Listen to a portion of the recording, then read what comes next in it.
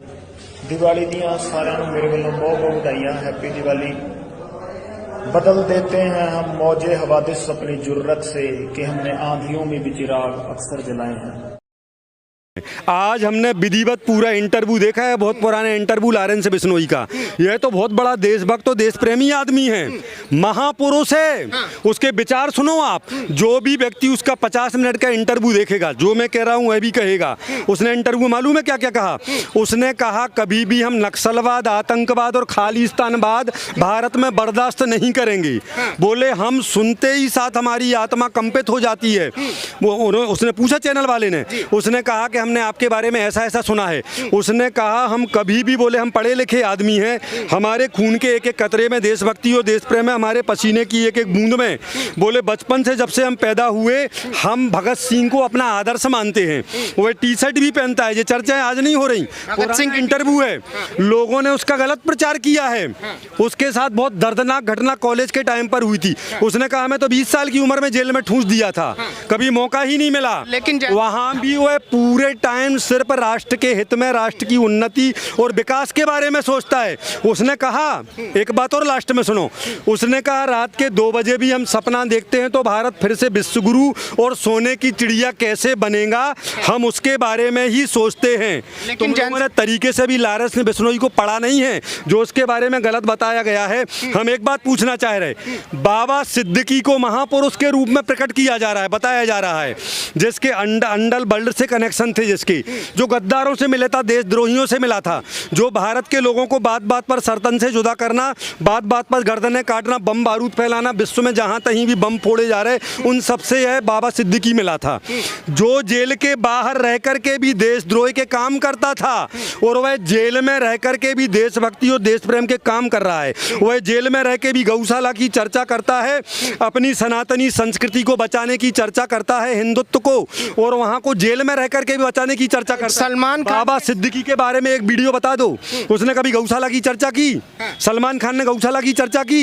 वह तो 4-4 काले हिरणों को मार के खा गया, कभी चर्चा सुनी है इनके मुंह से? लेकिन जैन साहब, सलमान खान के जो समर्थक है, जो खान गैंग है, एक तरीके से बॉलीवुड है, कह रहे हैं कि लॉरेंस बिश्नोई ने ऐसा क्या कर दिया जो जनता उसको इतना बड़ा देशभक्त। उनको बता देना कि भैया खुल के मत बोलो उसके बारे में, वरना हमने सुना है उसके 700 शूटर नाम लिखने में लगे हैं। कहना बेटा तुम्हारा नाम लिख गया, अब पहले से ही श्रद्धांजलि है, गलती करके मत बोलो। हम डंके की चोट पर एक बात कह सकते हैं, तो वास्तव में भगत सिंह टाइप का आदमी निकला। इसको तो हमें बहुत पहले फॉलो करना था। उसको पढ़ो, उसको सुनो, उसके बारे में देखो आप। वास्तविकता में वह बहुत ऊंची हस्ती है, और हम तो यहीं से कनॉट प्लेस से पूरी बिश्नोई समाज की माताओं को, लॉरेंस के माता पिता जहां कहीं भी हों, उसके पूरे खानदान को, उसके पूरे रिश्तेदारों को, पूरी बिश्नोई समाज को यहीं से नमस्कार करते हैं, जयराम जी की करते हैं। ऐसी औलादें हिंदू समाज में पैदा होना चाहिए। बहुत बड़ा देशभक्त है। सरकारों के बस का एक समुदाय विशेष से जीतना कठिन काम हो रहा है। बहुत कठिन माहौल चल रहा है। सब्जियों में, फूल की मालाओं में, फलों के जूस में, दुनिया भर में कहीं मूत्र, कहीं थूक, कहीं लेटरिन, यह सब भी चल रहा है। सब तरीके से हिंदुओं को डराया जा रहा है, टेरर क्रिएट किया जा रहा है। ऐसा लगता ही नहीं हम हिंदू राष्ट्र में हैं। ऐसे लॉरेंस बिश्नोई जैसे व्यक्ति हर हिंदू घर में कंपलसरी एक एक पैदा होना चाहिए। अगर हिंदुत्व को बचाना है, सनातनी संस्कृति को बचाना है, भारतीय संस्कृति और सभ्यता को बचाना है, हर घर में लॉरेंस बिश्नोई चाहिए। और गलती करके उसकी गलत बातों का प्रचार मत करो। अगर उसने अपने जीवन में इतनी सी गलती की है तो उसके इतने महान विचार हैं, महान विचार, उन पूरों को सुनो।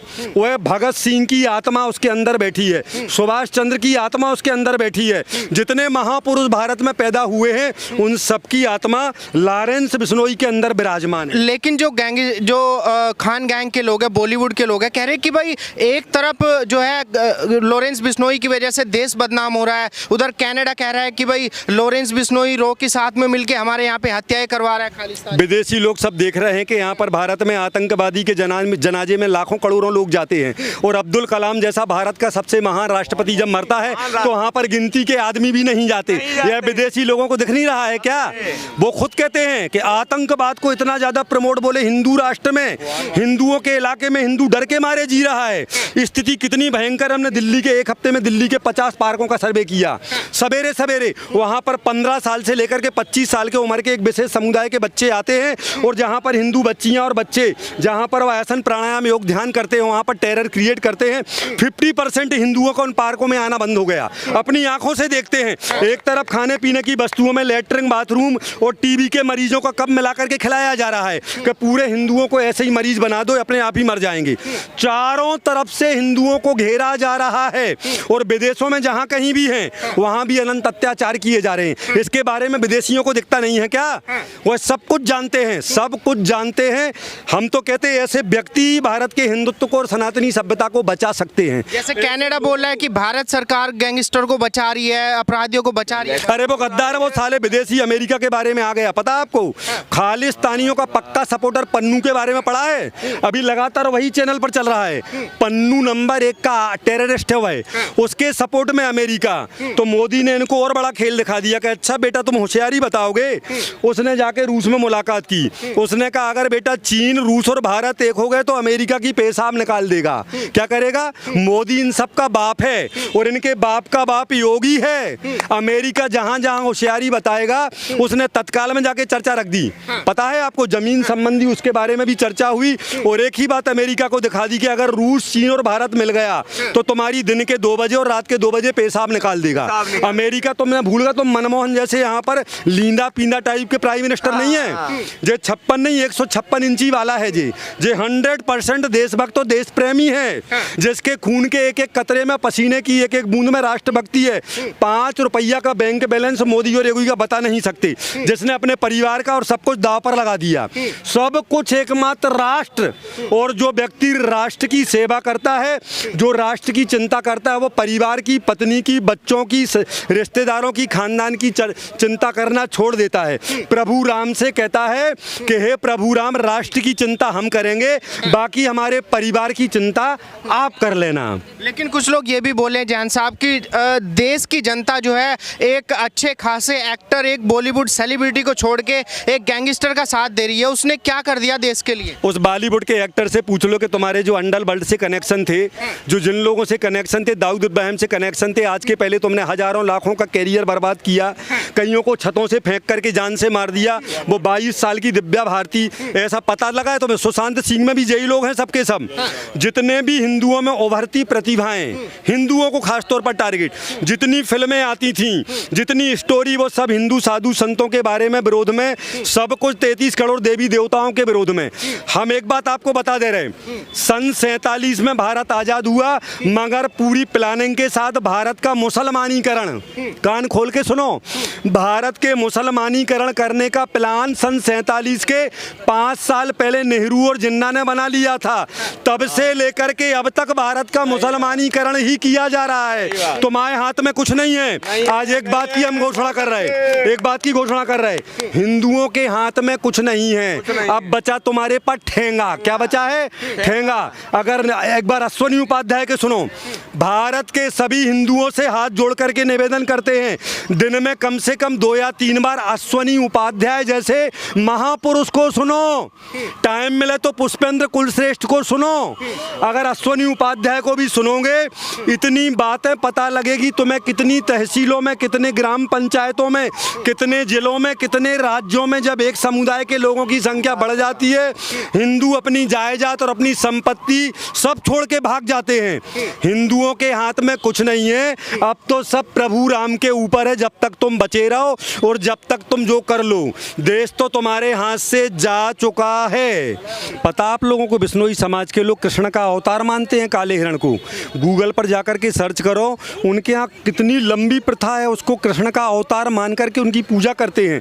आप गूगल पर जाकर के सर्च करेंगे तो देखेंगे उनकी माताएं, उनके छोटे छोटे बच्चे जिनकी माताएं मर जाती हैं, उन छोटे छोटे हिरण के बच्चों को अपना खुद का स्तनपान कराती हैं। तो इसने मारा था, एक नहीं 4 मारे थे, 4 काले हिरणों को मारा था और फार्म हाउस में ले जा करके काट करके उनको भून करके खाया भी था। इनने पूरे पूरे सब प्रमाण उनके पास में हैं, 50 फोटो हैं। तब तो ये जाके 20 दिन कितने दिन जेल में भी रहा था, जोधपुर की जेल में, और कितने बार इसको डांटा भी है, कोर्ट ने डांटा भी है।